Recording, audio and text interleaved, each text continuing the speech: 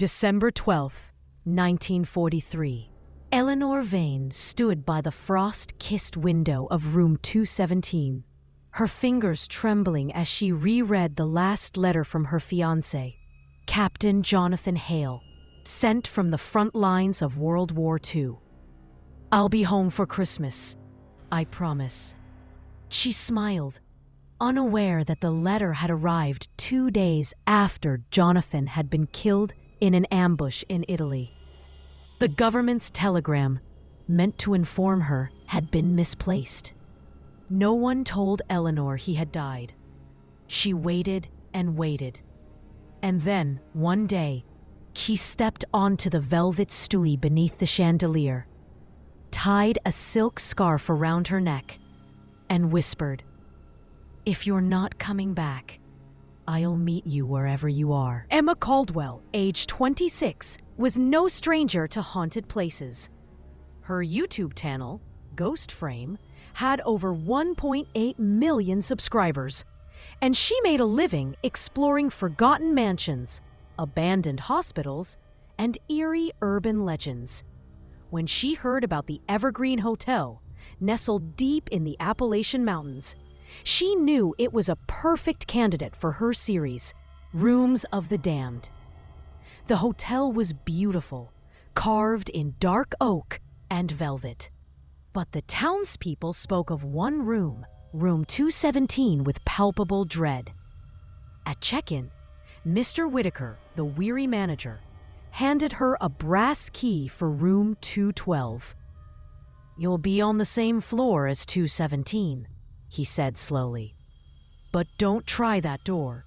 It's locked. Always has been." That night, Emma explored the hallways with her night vision camera. The air grew colder as she neared 217. Her EMF reader flickered madly near the door. She knocked playfully. Silence. Then, faintly, a knock answered from inside. She jumped back. "Clever editing," she muttered, trying to shake off the chill in her spine. But when she reviewed her footage, a frame made her blood run cold. In the far right corner of the screen, a face, pale, sad, and translucent, pressed against the window from the inside. On the third day, Emma convinced a janitor named Ralph to show her inside room 217. He hesitated, but finally handed over a master key. 10 minutes, he said. "That's all I'll give you." Emma stepped in. The air was thick with dust and perfume. Everything was untouched, exactly as it had been in the 1940s.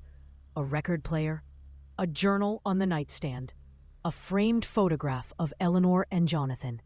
Then the door slammed shut. She rushed back, but the key wouldn't turn. Lights dimmed, and in the mirror, Eleanor appeared again, closer than before. Emma found the journal and opened the brittle pages. "He'll come. I know he will. But every night, the dreams grow darker. I hear a whisper, a lie. They say he's gone, but they don't know. He promised." The next entry was written in smeared ink, almost scratched into the paper. "He lied. They lied. I saw it. I saw his death in my dream. He was calling my name. I failed him. I failed him."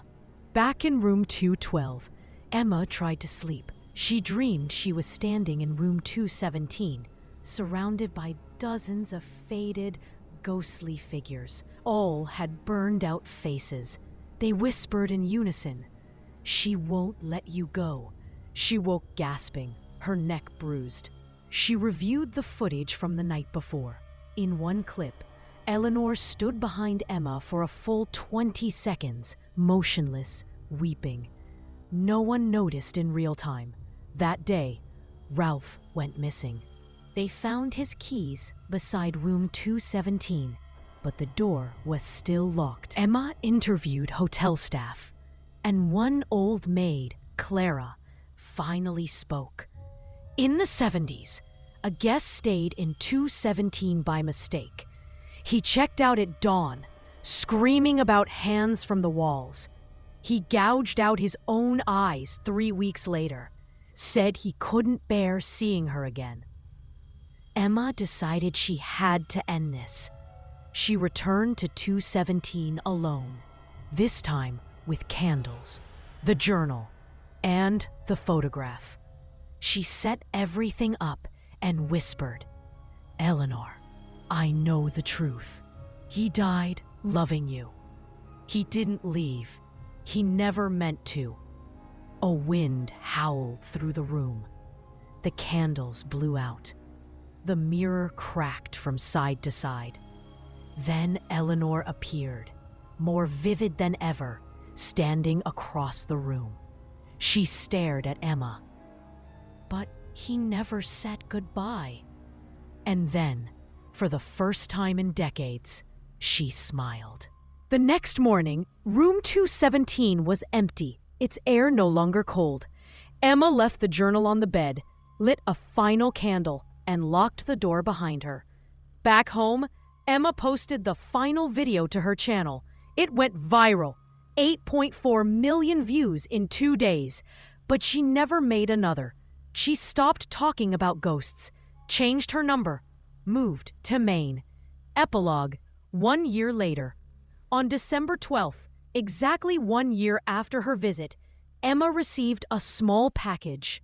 No return address. Inside was a burned photograph.